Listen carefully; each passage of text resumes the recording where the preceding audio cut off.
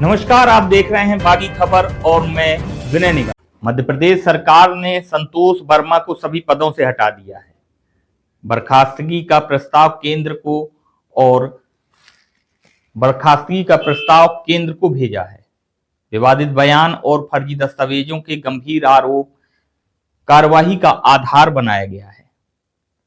ये मामला सामाजिक राजनीतिक रूप से भी उभर रहा है।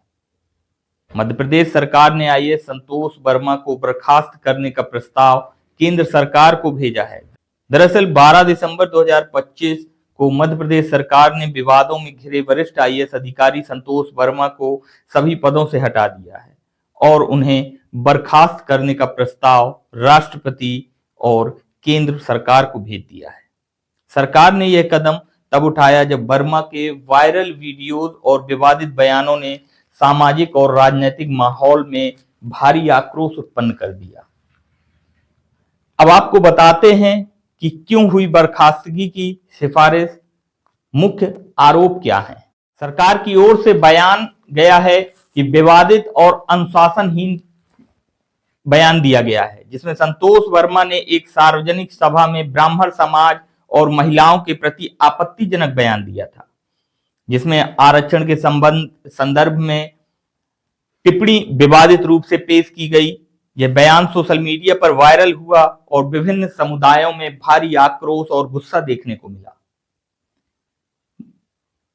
दूसरा आरोप यह है कि फर्जी दस्तावेजों का भी आरोप लगा है। इसमें कहा गया है कि सरकारी जांच में ऐसा पाया गया है कि वर्मा ने आईएएस में पदोन्नति पाने के लिए कथित रूप से फर्जी और जाली दस्तावेजों का इस्तेमाल किया है। उनके खिलाफ कई आपराधिक मामले भी लंबित बताए गए हैं। इसी आधार पर विभागीय जांच अंतिम चरण में पहुंच चुकी है।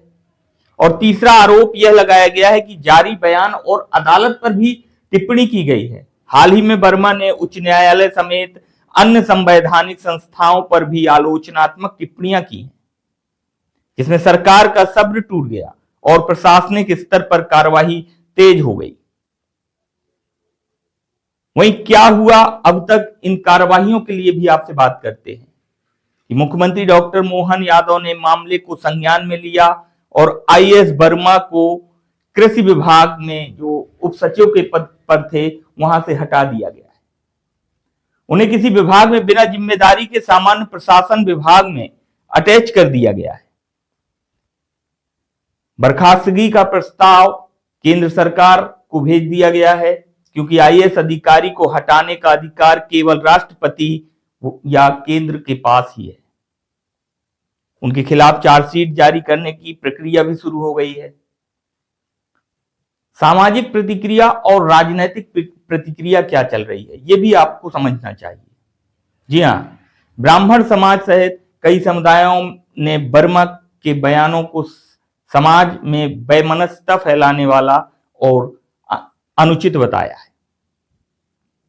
कुछ नेताओं ने कड़े रुख की मांग भी की है, यह कहकर कि समाज की बहु बेटियों पर अभद्र टिप्पणी मानसिक और सामाजिक रूप से अस्वीकार्य है। जानिए इस कार्यवाही का परिणाम क्या होगा आगे। यदि केंद्र सरकार और राष्ट्रपति मंजूरी दे देते हैं तो संतोष वर्मा आईएएस सेवा से औपचारिक रूप से बर्खास्त कर दिए जाएंगे।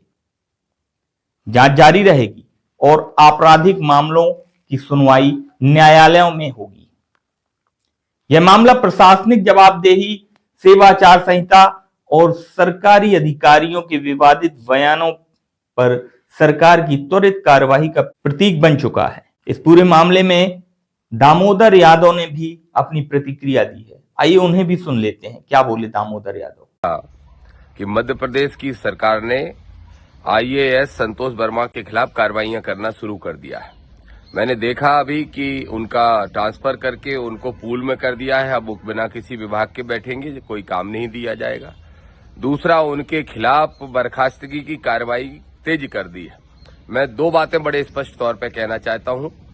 एक तो जो हमारा आरोप था वो आरोप सही सिद्ध हो रहा है कि ये सरकार जो है वो एक जाति विशेष के हिसाब से चलती है और मनु विधान को लागू करना चाहती है, इसलिए लोगों की आवाज को दबाना चाहती है।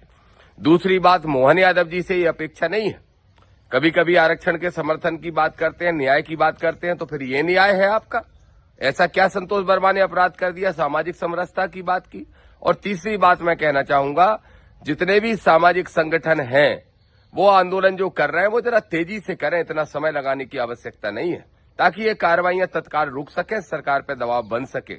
हमें न्याय की लड़ाई लड़ना है। संतोष वर्मा ने सामाजिक समरसता के उद्देश्य से जो बात कही है उसमें आजाद समाज पार्टी, हमारे भीम आर्मी संगठन और खासतौर पर राष्ट्रीय अध्यक्ष आदरणीय भाई चंद्रशेखर आजाद जी का और दामोदर यादव और एक साथी का पूरा समर्थन है। संतोष वर्मा के खिलाफ होने वाली कार्रवाइयों के खिलाफ जो आंदोलन होंगे उनमें हम लोग बढ़ चढ़ के हिस्सा लेंगे, लेकिन सरकार को फिर चुनौती, चेतावनी